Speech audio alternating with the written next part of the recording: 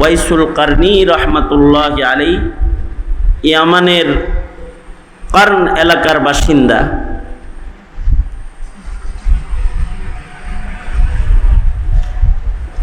উনি নবীজির যুগ পাইছেন, কিন্তু নবীজিকে যে দেখেন নাই, নবীজির সামনাসামনি বসেন নাই, অথচ উনি নবীজির যুগ পাইছেন। কেন বসেন নাই? হাদিস শরীফে তার বর্ণনা সুবিস্তারিত হাদিসের কিতাবে আছে। বিশেষভাবে মুসলিম শরীফের দ্বিতীয় খণ্ডে বিলকুল শেষ ভাগে এসে ইমাম মুসলিম রহমতুল্লাহ আলাইহি ওনার বিস্তারিত বিবরণ পেশ করেছেন। নবীজির যুগ পাইছেন, কিন্তু নবীজিকে যায়া দেখেন নাই। কারণ হলো ওনার ওয়ালেদা মুহতারামা, ওনার মা অসুস্থ, জীবিত ছিলেন। মায়ের খেদমত করতে গিয়ে উনি নবীজির কাছে যেতে পারেন নাই, মার খেদমত করেছেন। আল্লাহর রাসূল সাল্লাল্লাহু আলাইহি ওয়াসাল্লাম মায়ের এই খেদমতের আমলের বরকতে তার যে মর্যাদা হয়েছে, এটা সাহাবীদেরকে বুঝাইছেন। আল্লাহর রাসূল বলেছেন, ওয়াইসুল কারনি এখন মায়ের খেদমতে আছে, হয়তো সে মদিনায় পড়ে আসবে, আসলে এই যে আমার গায়ের জুব্বাটা এটা তাকে হাদিয়া দিও, আর আমার উম্মতের জন্য এই ওমর তুমি দোয়া করায়ও তাকে দিয়া, এবং তুমি তোমার হকেও তার কাছ থেকে দোয়া নিও। কাকে বলতেছেন? হযরত ওমর তো সাধারণ কোনো সাহাবীর নাম না। হযরত ওমর হলো ওই সাহাবী যার ব্যাপারে আল্লাহর রাসূল বলেছেন, আমার পরে কেউ নবী হইলে ওমর নবী হতো। হযরত ওমর ফারুক বাইনাল হাক্কি ওয়াল বাতিল। হযরত ওমর আশাদ্দুহুম ফি আমরিল্লাহি ওমর। হযরত ওমর মুহাদ্দিসি ওমর। আল্লাহর রাসূল বলেন, আমার মুহাদ্দিস ওমর। এরকম অনেক শান হযরত ওমরের আছে। হযরত ওমরের নেকি গয়না শেষ করা যাবে না। হযরত ওমর এই উম্মতের শ্রেষ্ঠ দুইজন মানুষের দ্বিতীয় নাম্বার। হযরত আবু বকরের পরেই হযরত ওমরের শান। হযরত ওমর নবীজির সাথে, নবীজির হুজরায়, নবীর পাশে কবরে ঘুমায় রয়েছেন। সেই ওমরকে নবীজি বলছেন যে তুমি তোমার হকে ওয়াইসুল কারনিকে দিয়ে দোয়া করায়ও। তার মানে ওয়াইসুল কারনির দোয়ার একটা পাওয়ার আল্লাহর রাসূলের বর্ণনার মাধ্যমে পেশ করেছেন। ওয়াইসুল কারনি যদি কোনো দোয়া করে তো ওই দোয়া আল্লাহ তাআলা ফেরত দেন না, এটা বুঝাইছেন। উম্মতের জন্য দোয়া করাইতে বলছেন। কিন্তু মনে রাখতে হবে, মায়ের খেদমত করে কিন্তু উনি সাহাবীর চাইতে বেশি দামি হন নাই। যদি খালি এক নজর যে নবীজিকে দেখতো বা সোহবতে থাকতো, তাইলে যে দামটা হইতো, ওই পর্যন্ত মায়ের খেদমত দিয়ে কেউ যেতে পারে নাই, পারে না, পারবে না। যারা রাসূলকে দেখেছে সরাসরি, নবীজির সোহবতের একটা আলাদা দাম আছে।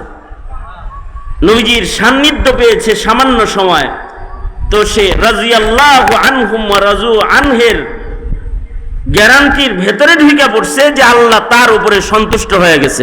সুবহানাল্লাহ বলেন। আল্লাহ সন্তুষ্ট হয়ে গেছে। একজন সাহাবীর দাম বেশি না ওয়াইসুল কারনির দাম বেশি? নবীজিকে এক মুহূর্ত নবীজিকে ঈমানের সাথে দেখছে, তাই সাহাবীর দাম, সোহবতের কারণে সাহাবীর দাম বেশি। হযরত আব্দুল্লাহ ইবনুল মুবারককে জিজ্ঞাসা করা হয়েছিল, ওমর ইবনে আব্দুল আজিজের দাম বেশি না আমিরে মুআবিয়া রাদিয়াল্লাহু আনহুর দাম বেশি? তো উনি বলেছিলেন যে আমিরে মুআবিয়া যখন নবীর সাথে যুদ্ধ করছে, তখন যে ধুলাগুলো আমিরে মুআবিয়ার ঘোড়ার নাকের ছিদ্রে দিয়া ঢুকছে, এই ধুলার সমান ওমর ইবনে আব্দুল আজিজ হইতে পারবে না। সাহাবী তো সাহাবী, সাহাবীর আলাদা। শান আছে, সেটা হলো সাহাবী আল্লাহর সন্তুষ্টির সনদ প্রাপ্ত কাফেলার সদস্য। হ্যাঁ, অবশ্য সাহাবীদের শুউন আলাদা, প্রত্যেকটা সাহাবীর আলাদা আলাদা কিছু শান আছে, এক এক সাহাবীর আলাদা আলাদা শান আছে। ইবাদতের শান যেমন শান ওয়াইসুল কারনীর আছে, মায়ের খেদমতের শান। মায়ের খেদমতের কারণে ওনার জবান মকবুল জবান, মুস্তাজাবুদ দাওয়া জবান, যা দোয়া করবে তাই কবুল হয়ে যাবে। এ কারণে আল্লাহর রাসূল উমরকেও দোয়া লইতে বলছেন এবং উম্মতের জন্য দোয়া চাইতে বলছেন। তাহলে বোঝা যায় মায়ের খেদমতের আলাদা একটা শান আছে। মা আছে কার কার? হাত তোলেন। এই যাদের মা আছে, আব্বা আছে, হাত নামান। মা বাবার খেদমতের একটা শান আছে। মা বাবার খেদমত যদি হক আদায় করে কেউ করে, তাহলে তার জবান কবুল জবান হয়ে যায়, যা দোয়া করে তা কবুল হতে থাকবে। মা বাপ যদি কারোর উপরে সন্তুষ্ট থাকে, তো আল্লাহ তার উপরে সন্তুষ্ট হয়ে যায়। কবুল দুয়ার মালিক পিতামাতার খেদমত দিয়েও মুস্তাজাবুদ দাওয়া হওয়া যায় ওয়াইসুল কারনীর মতো। হ্যাঁ, আরো আমল দিয়েও মুস্তাজাবুদ দাওয়া হওয়া যায়। নামাজের হক আদায় করে কেউ নামাজ পড়ছে তো মুস্তাজাবুদ দাওয়া হয়ে যায়। কেউ কোরআন মাজিদের হক আদায় করছে, এর কারণেও মুস্তাজাবুদ দাওয়া হয়ে যায়। কারোর কোরআনে কারীমের তিলাওয়াতের আমল বেশি থাকে, কারোর নামাজের আমল বেশি থাকে, কারোর মা বাবার খেদমত বেশি থাকে, কারোর ভেতরে জোহদ বেশি থাকে, কারোর ভেতরে জিকিরের আদত বেশি থাকে। যে কোনো একটা আমলের কাসরাত আধিক্য মানুষকে মকবুল বানায় ফেলায়, তো তখন তার জবানের মূল্য হয়ে যায়। ওলি বুজুর্গদের জবানের মূল্য কেন? আমলের কারণে তাদের জবানেরও মূল্য। লাউ আকসামা আলাল্লাহি লা আবাররা। ওলি বুজুর্গরা যদি কোনো কসম করে, তো তাদের কথা পূরণ করার জিম্মাদার আল্লাহ নিজে হয়। এ কারণে ওলি বুজুর্গদের কাছে দোয়া লইতে হয়, চাইতে হয়। আমলওয়ালা মানুষের কাছে দোয়া চাইতে হয়, কারণ আমলওয়ালা মানুষগুলা মকবুল মঞ্জুর।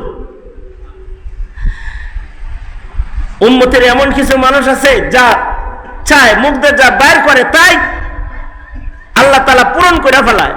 আছে এমন মানুষ আছে। যেমন পূর্বের যুগের কিছু মানুষের বর্ণনা শেখুল হাদিস সলিমুল্লাহ খান রহমতুল্লাহ আলাইহি, উনি ওনার কিতাব মাজালিসুল ইলমি ওয়াজ যিকির এর ভেতরে একটা ঘটনা বলছেন ওই জমানার এক বুজুর্গের, যে ওই এক জমানার বুজুর্গ অনেক বড় আলেম না, কিন্তু আবেদ বড়। অর্থাৎ নামাজ তাকবীরে উলার সাথে পড়ে, ইবাদত বন্দেগী তাকবীরে উলার সাথে করে, মসজিদে যায় নামাজটা পড়ে, নফল রোজা বেশি রাখে, আইয়ামে বীজে রোজা রাখে, জিকির করে, তিলাওয়াত করে। এর কারণে সে মুস্তাজাবুদ দাওয়া ছিল, যা দোয়া করতে এটা কবুল হয়ে যেত। উনি বর্ণনা করতে গিয়ে বলেন, এই লোক একদিন মসজিদে গেছে ইমাম সাহেবের ওখানে, রাতের বেলায় এশার পরে খাবারের আগ দিয়া, আচ্ছা খাওয়ার আগ দিয়া কেউ যদি আসে তারে মানুষ খাইতে কয় না ভদ্রতার খাতিরে? হ্যাঁ, তো একজন আবেদ মানুষ, বুজুর্গ মানুষ মসজিদে আসছে, তো ইমাম সাহেব তাকে বলতেছে, আমার সাথে খাওয়ান খান, এই খাবার খামো, দস্তরখান লাগাইছি, খানা খান। শেখুল হাদিস সলিমুল্লাহ খান রহমতুল্লাহ আলাইহি উনি বলেন যে এই বুজুর্গ আবেদে কয় কি, এই সাধারণ জিনিস খাই না, যা মোরগ পোলাও হইলে খাইতাম। কি কি যে কি খাইতো? মোরগ পোলাও যদি হইতো তাইলে খাইতাম। তো উনি বলতেছে, আবেদ থেকে এখনো খাওয়ার লোভ যায় নাই, মনে মনে বলতেছে আর কি, ইবাদত তো খুব করে কিন্তু ভালো খাওয়ানোর লোভ ঠিকই আছে, মোরগ পোলাও খাইব, রাতের বেলায় মোরগ পোলাও কে দিব? এই বলে উনি একটু বিরক্তি হইয়া নিজে খাবার খেয়ে ফেলেছে। আল্লাহর বান্দা নামাজে দাঁড়ায় রয়েছে, নফল নামাজ পড়তেছে। অনেক লম্বা সময় নামাজ পড়ে রাতের বেলায় যখন বিশ্রাম নিছে, রাত 12টা 12:30 বাজে, তো এমন সময় ইমাম সাহেবের কামরার কাছে এলাকার এক মহিলা খাতুন, একটা মহিলা এসে দরজায় নক করেছে, ইমাম সাহেব উঠেন উঠেন, গরম কিছু খাবার আনছি, এটা একটু গ্রহণ করেন। দরজা খুইলা খাওয়ান লইছে, খাওয়ানের টিফিন বাটিটা নিয়ে জিগাইতাছে এটার ভিতরে কি আছে, এটার ভিতরে মোরগ পোলাও আছে।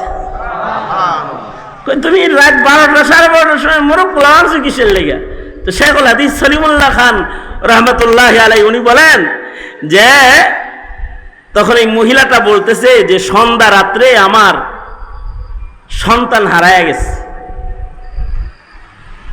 সন্তানের জন্য মায়ের একটা মায়া, সন্তান পাই না, ছোট বাচ্চা মাসুম বাচ্চা হারায় গেছে। তো আমি দরিদ্র মানুষ মান্নত মানছি যে আল্লাহ আমার বাড়িতে একটা মোরগ আছে, তুমি যদি আমার সন্তানটাকে আমাকে ফিরিয়ে দাও তো আমি মোরগ পোলাও রান্না করে আলেমে দ্বীন এবং মুসাফিরদের মেহমানদারি করব। আল্লাহর কি কুদরত, কিছু সময় পরে আমার ছেলেটারে পায়া লাইছে।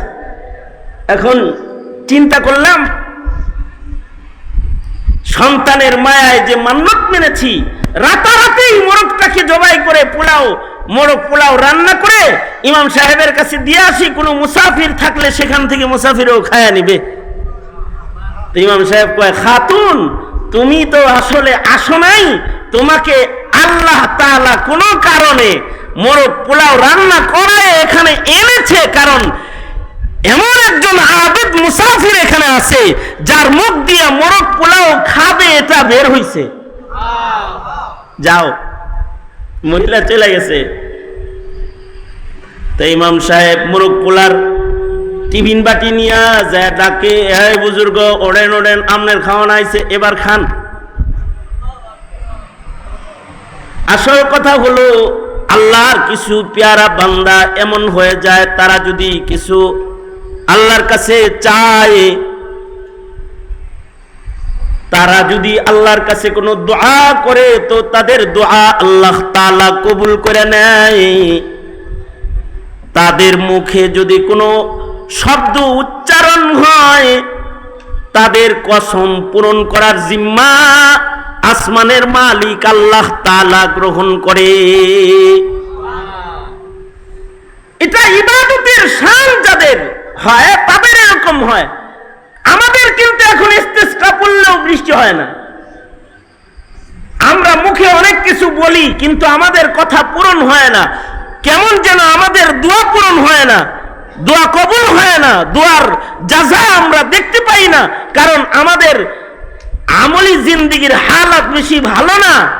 যতটুকুন ভালো হইলে মুখের কথার দাম হয়, অতটুকুন ঈমান আমল আমাদের হয় না, অতটুকুন হক আদায় করে কোনো ইবাদতই আমরা করতে যেন পারি না। এই যুগের মুসলমান হক আদায় করে ইউটিউব আর ফেসবুক যত চালাইতে পারে, অত হক আদায় করে নামাজও পড়তে পারে না। আর যত সুন্দর করে আড্ডা দিতে পারে, প্রেম দিবস পালন করতে পারে, প্রেমিকার হক আদায় করতে পারে, অত সুন্দর করে মায়ের হক আদায় করতে পারে না, বাবার হক আদায় করতে অতটুকুন পারে না। নাস্তিক নেতার হক যতটুকুন আদায় করতে পারে, বাবার হক অতটুকুন আদায় করতে পারে না, নবীর হক অতটুকুন আদায় করতে পারে না। সঙ্গত কারণে হাউকাউ তো অনেক হয়, মুখ দিয়া দোয়াও অনেক হয়, দোয়াগুলো কি হয় না, কবুল হয় না।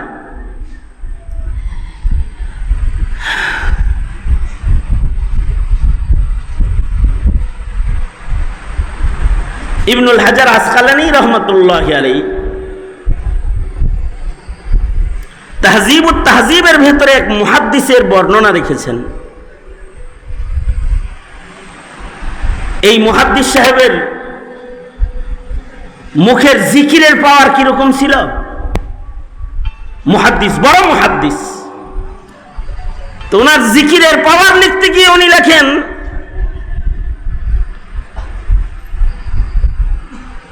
উনি যদি চলতি পথে, এই কার বর্ণনা বলতেছি, ইবনুল হাজার আসকালানির বর্ণনা বলতেছি।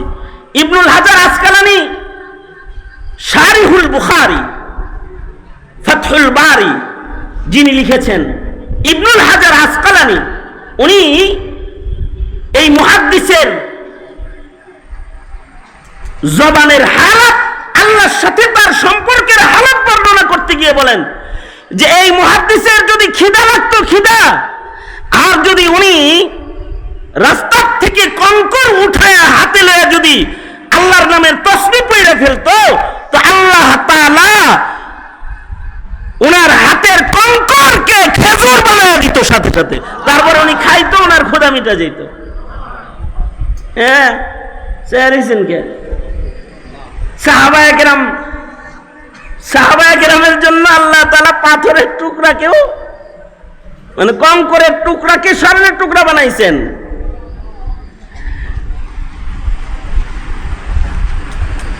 চাক্কি ঘুরাইছে, অটোমেটিক আটা বের করছেন। কে বের করছেন? আল্লাহ তাআলা বের করছেন। তো এই বুজুর্গ হলো, উনি যদি কঙ্কর হাতে লইতেন, তো এই কঙ্করটাকে আল্লাহ তাআলা খাওয়ার জন্য খেজুর বানায় দিতেন।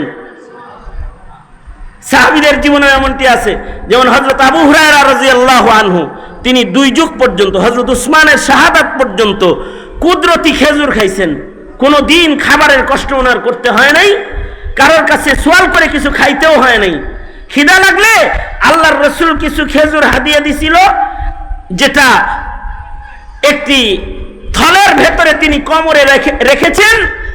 হযরত উসমানের যুগ পর্যন্ত উনি খিদা লাগলেই কোমর থেকে খেজুর বের করে খাইতেন, আবার রাখতেন, খেজুর দিয়ে আবার থলে ভরপুর হয়ে যেত। মেহমান আসলে খাওয়াইতেন, নিজে খাইতেন, আবার কোমরে রাখতেন, আবার খেজুর দিয়ে এটা কুদরতি ভাবে ভরে যেত। হযরত উসমান যেদিন শাহাদাত বরণ করেছেন, ওই দিন মানুষের ভিড়ে ওনার ওই থলেটা হারায় গেছে। তো তখন তিনি মদিনার অলিতে গলিতে ঘুরছেন, কানছেন আর বলছেন, লিন্নাসি গাম্মুন ওয়ালি গাম্মান, লিন্নাসি গাম্মুন ওয়ালি গাম্মান, ফাকদুল জিরাব ওয়া কাতলু শাইখি উসমান। মদিনায় ঘুরেছেন, কেঁদেছেন আর বলেছেন, মদিনাবাসী, তোমাদের দুশ্চিন্তা একটা, যে তোমাদের খলিফা হারায় গেছে, ওসমানের ওফাত হয়ে গেছে। আজকের দিনে আমি আবু হুরায়রার পেরেশানি হলো 2টা, আমার উসমানও হারাইছে। ওই থলে, যে থলের থেকে এ যাবৎ পর্যন্ত নবীর হাতের থলে, যার থেকে আমি খেজুর খাতাম, ক্ষুধা লাগলে খেজুর খাইতাম, আবার এটা কুদরতি ভাবে খেজুর দিয়ে বইরা যেত, মানুষে খাওয়াইতাম। এই বরকতি খেজুরের থলেটা আজকে আমার হারায় গেছে। তোমাদের তো এক জিনিস হারাইছে, কিন্তু আমি ওসমানের 2 জিনিস হারাইছে। তোমাদের দুঃখের চাইতে আমার দুঃখটা অনেক বেশি বড়। এটা উনি মদিনার গলি দিয়া হাঁটতেন আর চিৎকার করে করে এই কথা বলতেন আর কাঁদতেন, কুদরতি খাবার খেতেন। এক বুজুর্গ, উনি মুখ দিয়া আল্লাহর কাছে বলছেন, আল্লাহ কিছু দিরহাম দেন, তো আল্লাহ তাআলা দিরহাম দিয়ে দিচ্ছেন। আল্লামা ইয়াফঈ রাহমাতুল্লাহি আলাইহি উনি ঘটনা বর্ণনা করছেন, এক লোক হজ্জে বাইতুল্লাহতে যাইতেছে, কাবা শরীফ তওয়াফ করতে যাইতেছে। ইবাদতের কারণে ওনার মুখের পাওয়ার এত, ইবাদতের কারণে মুখের পাওয়ার, ভয়েস বড় হইলে পাওয়ারফুল ভয়েস হয় না, পাওয়ারওয়ালা মুখ হয় না। সজ্জিত শব্দ উচ্চারণ করতে পারলে পাওয়ারওয়ালা মুখ হয় না। জাদু মাখা বয়ান করতে পারলে পাওয়ারওয়ালা জবান হয় না। কিছু কিছু মানুষ আছে, খালিদ সাইফুল্লাহ ইউবির মতো সাজিয়ে গুজিয়ে কথা বলতে পারে না, আলী হাসান উসামার মতো সুন্দর করে বলতে পারে না, আরিফ বিন হাবিবের মতো ভালো করে সুন্দর করে কথা বলতে পারে না, কিন্তু তার মুখের পাওয়ার এত যে সে মুখ দিয়ে তার অগুচ্ছল শব্দ উচ্চারণের মাধ্যমে রবের কাছে কিছু চাইলে রব তাকে ওটা দিয়ে দেয়। আছে কিছু মানুষ এমন, সেই মানুষগুলো উত্তম ভোকাল যোগ্যতার মানুষ না, অথবা তাদের শব্দ উচ্চারণ সুন্দর না, কিন্তু তাদের মুখটা মকবুল মুখ, মুস্তাজাবুদ দাওয়া জবান। তো হজ্জে বাইতুল্লাহতে যাইতেছে পায়ে হাইটা,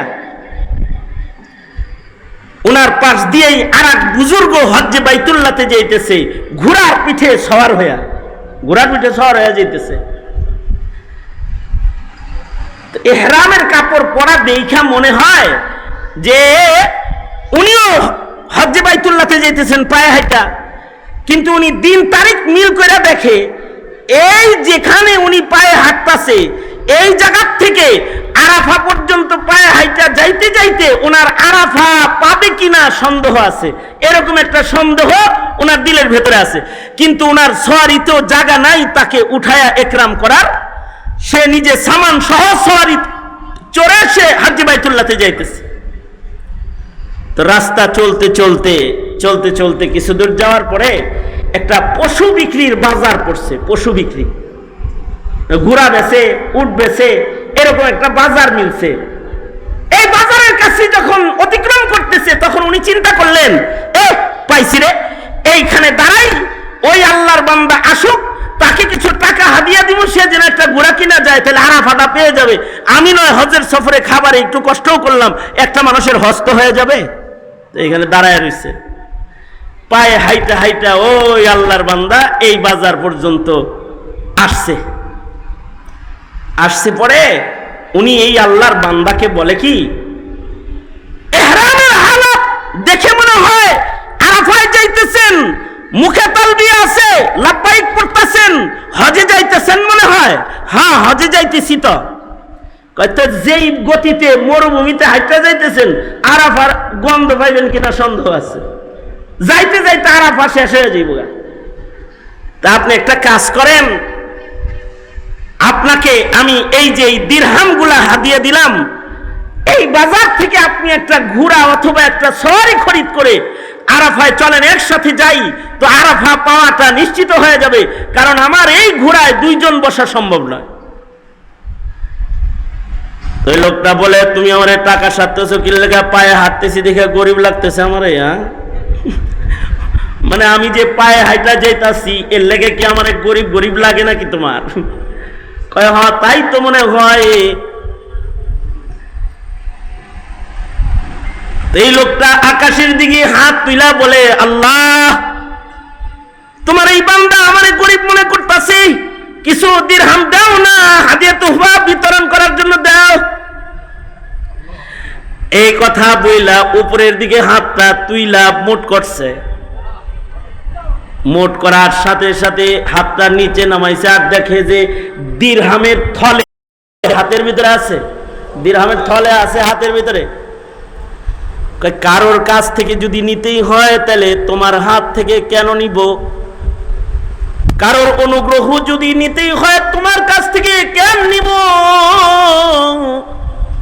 আমার উপরে দয়া মায়া কারণে ওয়ালা আমার মালিক আল্লাহ তো তোমার চাইতে আমার বেশি কাছে।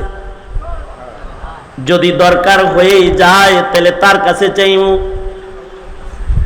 আল্লাহর কাছ থেকে চাই নিমু, তোমার কাছে তো চাওয়ার দরকার নেই। তোমারে আরো কিছু হাদিয়া দিলাম, নাও এগুলো বিতরণ করো। জানো আমি পায়ে হাইটা কেন যাইতেছি? মনে বড় সাদ, পায়ে হেঁটে আকাবিরদের অনুসরণ করে করে হজ্জে বাইতুল্লাহতে কাবায় যাব। যত কদম বেশি বাইতুল্লাহ যাইতে আমি হাঁটবো, অত বেশি নেক লইয়া আমি আল্লাহর আদালতে দাঁড়াবো। নেকি বেশি কামাই করার জন্য পায়ে হাঁটতাছি, দারিদ্রতার কারণে পায়ে হাঁটতাছি না। যেমন আল্লাহর রাসূল সাল্লাল্লাহু আলাইহি ওয়াসাল্লাম কখনো কখনো মাসের পর মাস নবীজির ঘরের চুলায় আগুন জ্বলতো না। এটা ঐচ্ছিক দারিদ্রতা, আল্লাহর রাসূলের শান্ত এটা। নবীজি যদি আল্লাহকে বলেন, ওগো আল্লাহ উহুদ পাহাড় আমার জন্য স্বর্ণ বানায় দেন, আল্লাহর রাসূল বলেন আমি যদি বলি আল্লাহ ওহদ পাহাড় সোনা বানায়া দেন, তো আল্লাহ ওহদ পাহাড় স্বর্ণ বানায়া দিবে।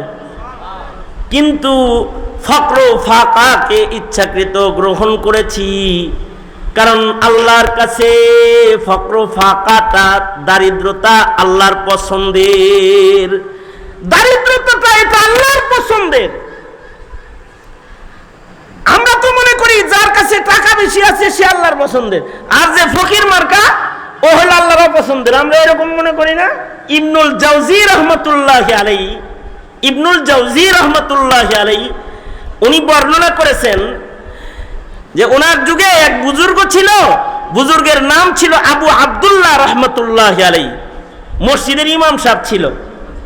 ওই এলাকায় এই আবু আব্দুল্লাহর মহল্লায় আবু আব্দুল্লাহ বর্ণনা করেন ওনার মহল্লায় এক আবেদের আগমন হলো। আবেদ কিন্তু আলেম হওয়া জরুরি না, আপনারা সবাই কি মৌলবী নাকি? কিন্তু যদি আপনি আবেদ হন তাহলে আপনার পাওয়ার বাড়তে পারে। ওই এলাকায় এক আবেদ ছিল, আবেদের নাম শেখ হাজ্জাজ আবেদ রাহমাতুল্লাহি আলাইহি। সাধারণ দারিদ্র একজন মানুষ ছিল, দরিদ্র মানুষ, কিন্তু ইবাদত বন্দেগী এত বেশি করত যে তাকে ওলি বুজুর্গরাও চিনত।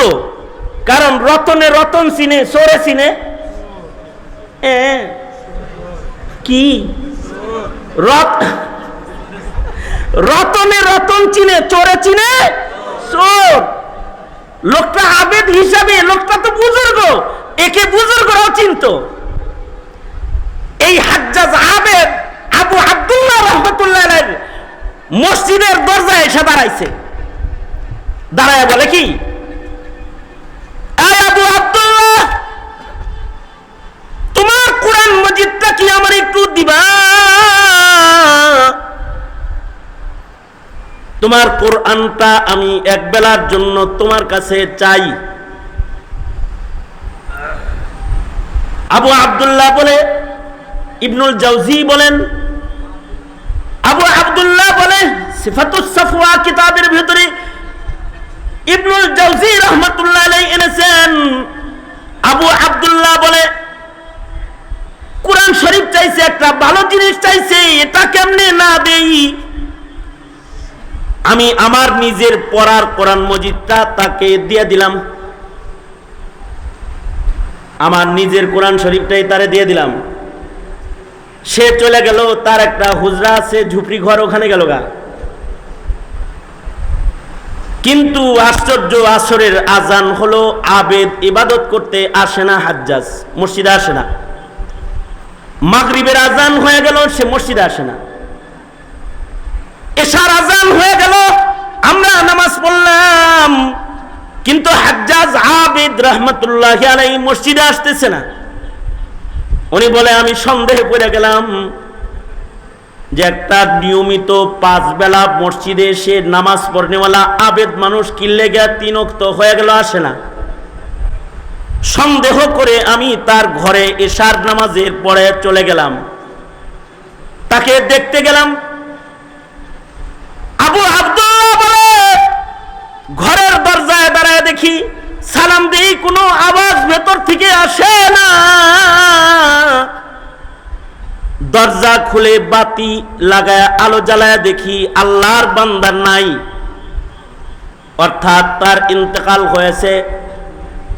কিন্তু ইন্তেকালের পরে চিত্রটা এত সুন্দর, আমার কাছ থেকে যে আল্লাহর কোরআনটা চাইয়া লই আইছে, বাচ্চা যেমন তার মাকে বুকের ভেতরে জড়ায় ধরে ঘুমায় যায়, আমার কাছ থেকে চেয়ে আনা আল্লাহর কোরআনের মাসহাফ, আল্লাহর কোরআনকে বুকের মধ্যে জড়ায় ধইরা সে মরে গেছে,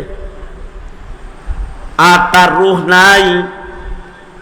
কিন্তু লোকটা এতটাই দরিদ্র, হত দরিদ্র যে তার গায়ে ভালো এমন কাপড়ও নাই যা দিয়ে তাকে কাফন করা যায়। রাতের গভীরে মানুষ কোথায় পাবো আমি? একা একা গোসল কেমনে দেব? একটা চৌপায়া হাজির করে চৌপায়াটা নিয়ে তার গোসলের ইন্তজাম করতে তাকে ঘরের কোণে রাখলাম। সকালবেলায় ইন্তজাম হবে গোসলের আর দাফনের। ফজরের নামাজে মানুষ আসলে সবাই নিয়ে বুজুর্গ করে দাফন করব। মনে মনে ভাবতাছি আমার গায়ের চাদরগুলা তার কাফন হিসাবে দিয়ে দিব, কিন্তু তার লাশের পাশে কাছাকাছি আমি বসেছিলাম, হঠাৎ করে একটা আওয়াজ হইল। দেখলাম তার লাশের নিকটবর্তী একটা ভালো জায়গার উপরে ধবধবে দুটি এহরামের চাদরকে যেন ছেড়ে দিয়ে গেল। চাদর দুইটা চমকাইতেছে আর তার থেকে খুশবু বের হইতেছে। ইবনুল জাওজি বলেন তার থেকে খুশবু বের হইতেছে, আবু আব্দুল্লাহ বলে খুশবু বের হইতেছে। দেখে বোঝা যায় এটা জান্নাত থেকে আল্লাহর দেয়া তোহফা কিছু হবে। ভাবলাম কাফন তো হয়ে গেল, আল্লাহর বান্দারে আল্লাহ কাফন কুদরতি ভাবে দিয়ে দিল, আমার কাপড় আর তাকে দিতে হবে না। ফজরের নামাজে দাঁড়ায় গেলাম মসজিদে। আবু আব্দুল্লাহ বলে আমি যখন মসজিদে নামাজ পড়াইতেছি, নামাজের পরেই বুজুর্গ গোসল দিব, তাকে দাফন করব। আশ্চর্য, নামাজ শেষ করলাম, নামাজ শেষ করে পেছনের দিকে তাকায় দেখি অন্যান্য দিন যে পরিমাণ মানুষ ফজরের নামাজে হয় অতটুকুন মানুষ না, বহু মানুষ আজকে ফজরের নামাজে আমার পেছনে হাজির হয়েছে।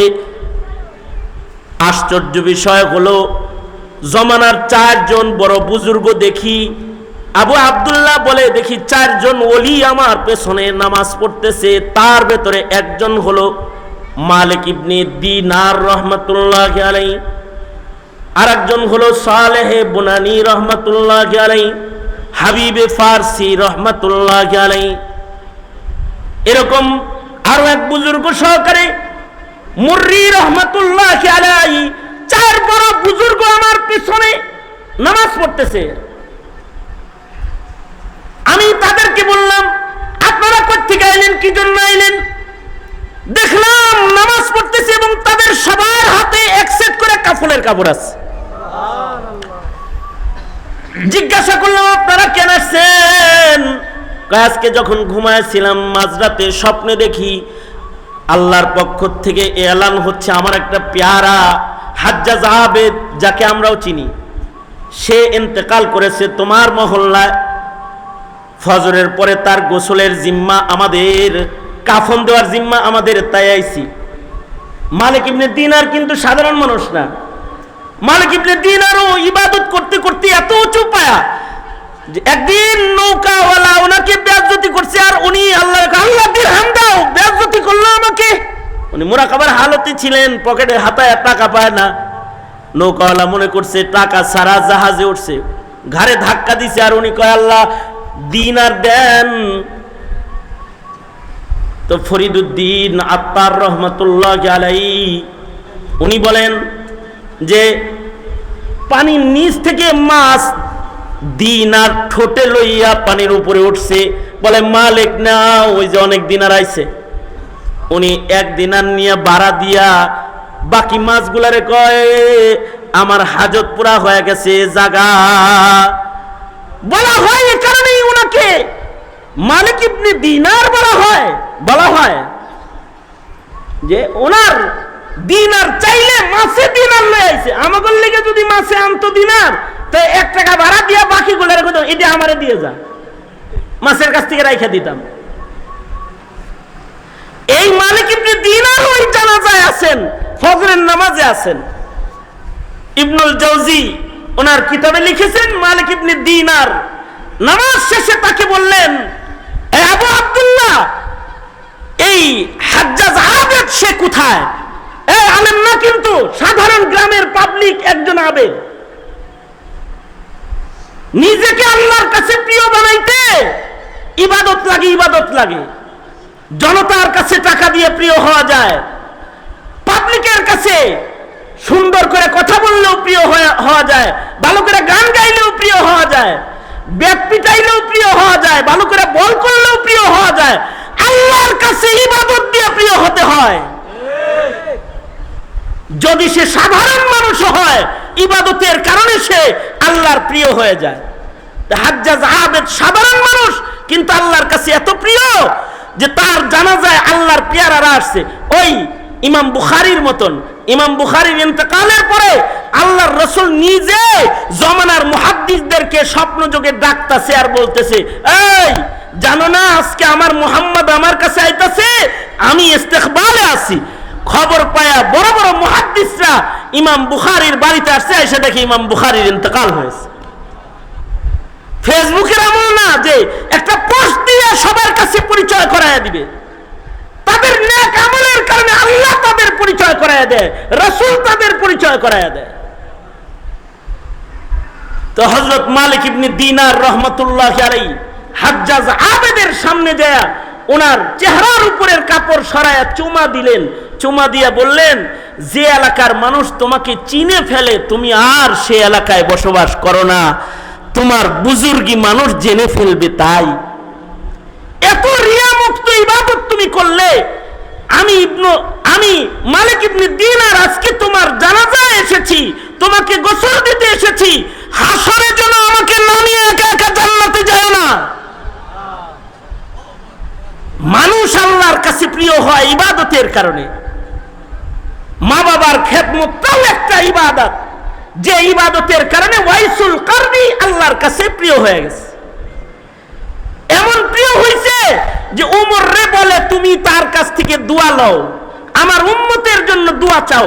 তার মানে এটা না যে ওয়াইসুল কারনির মূল্য উমরের চাইতে বেশি হয়েছে, তা না। কিন্তু নবীর সবচেয়ে আপনা সাহাবীকে যদি একদিকে রাখা হয়, আর এমন ওয়াইসুল কারনির মতো শত শত ওয়াইসুল কারনি যদি আর একদিকে রাখা হয়, উমর ইবনে আব্দুল আজিজের মতো তাবিকে যদি আর একদিকে রাখা হয়, একজন সাহাবীর মূল্য দুনিয়ার সব তাবিকে দিয়া একজন সাহাবীর মূল্য আদায় করা সম্ভব হবে না। সাহাবীর আসল অর্জনটা কি? সাহাবীর আসল অর্জন হলো অনেক নামাজ, অনেক রোজা, অনেক সাদকা, অনেক খায়রাত না। সাহাবীর আসল অর্জন হলো ঈমানের সাথে রাসূল এক নজর দেখছে। এটা হলো তার জীবনের আসল অর্জন। নবী রাসূল আর কোনদিন পৃথিবীতে আসবে না, কিন্তু নবীর নায়েবরা দুনিয়াতে জায়গায় জায়গায় বসবে। নবীরা আর কথা বলতে আসবে না, নবীর নায়েবরা কথা বলবে।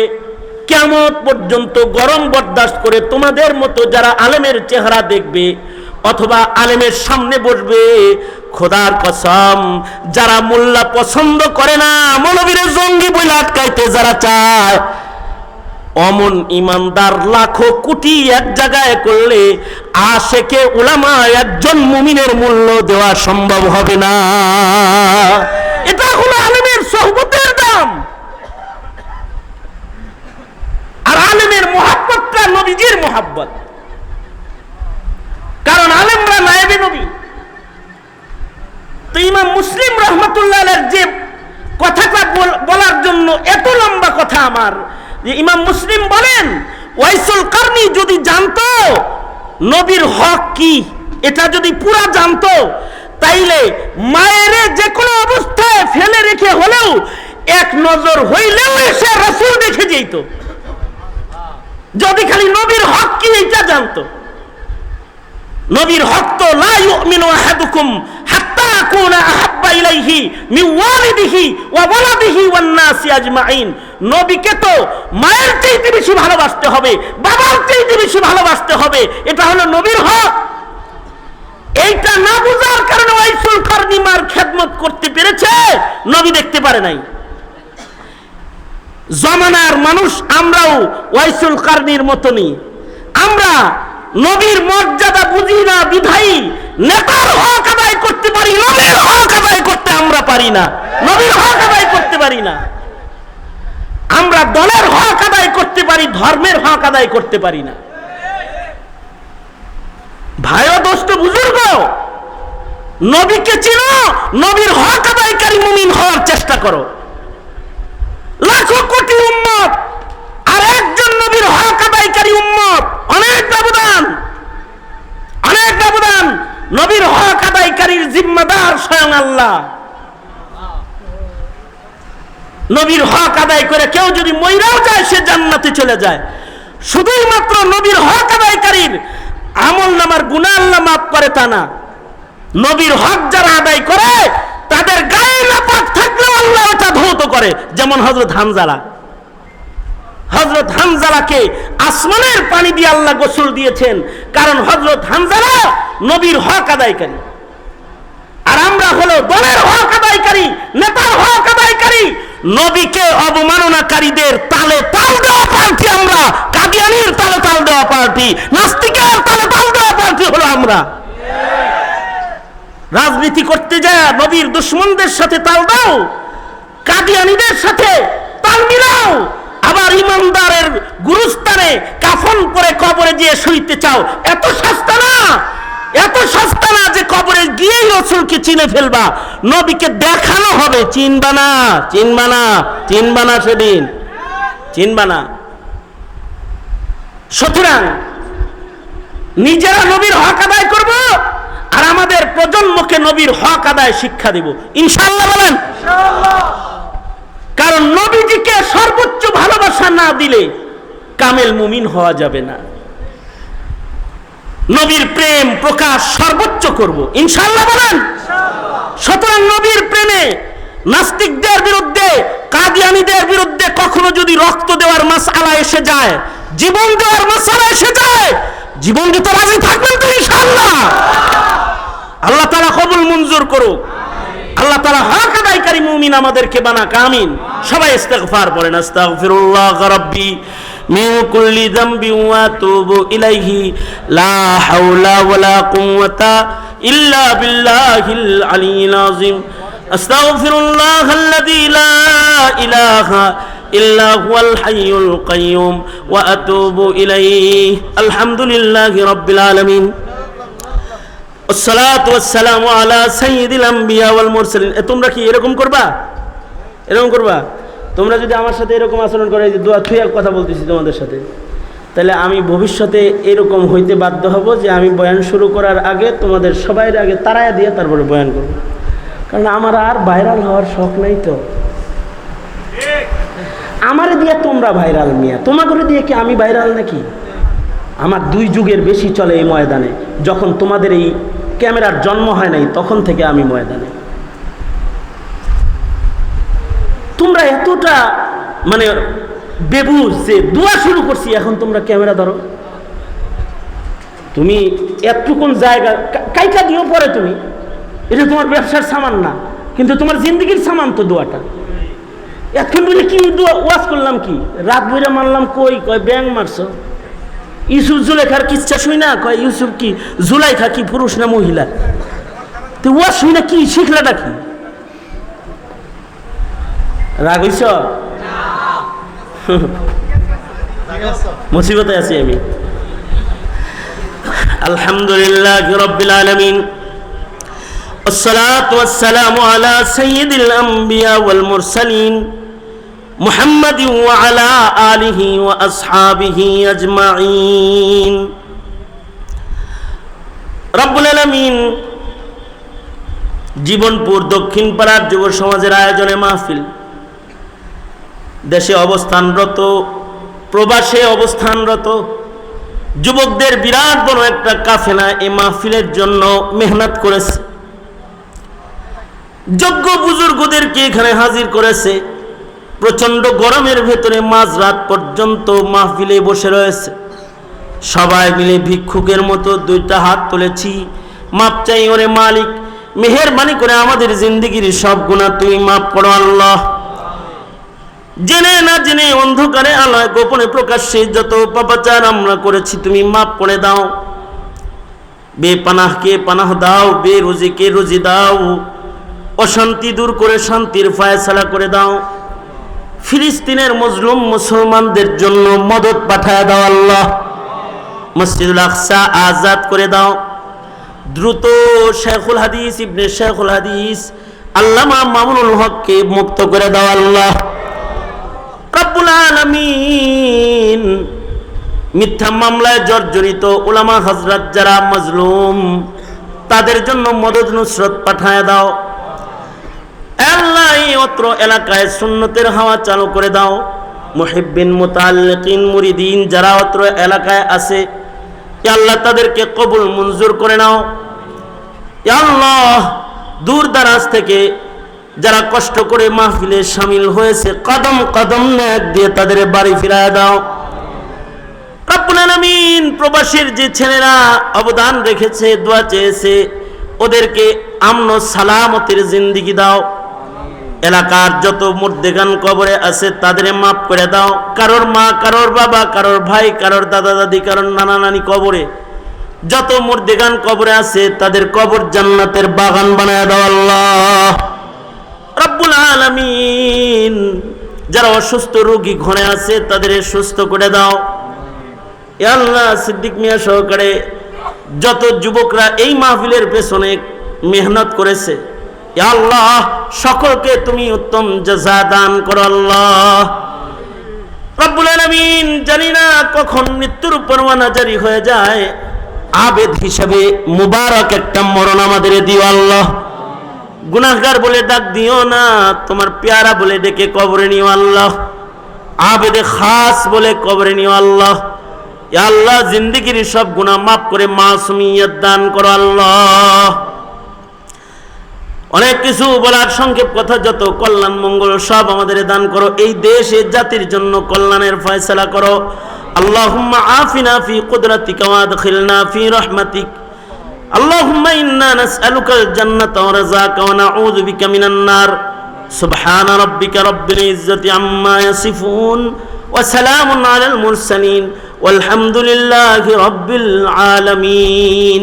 আসসালামু আলাইকুম ওয়া রাহমাতুল্লাহি ওয়া বারাকাতুহু। প্রচন্ড গরম, সালামি বিদায়, মুসাফা হবে না। আসসালামু আলাইকুম।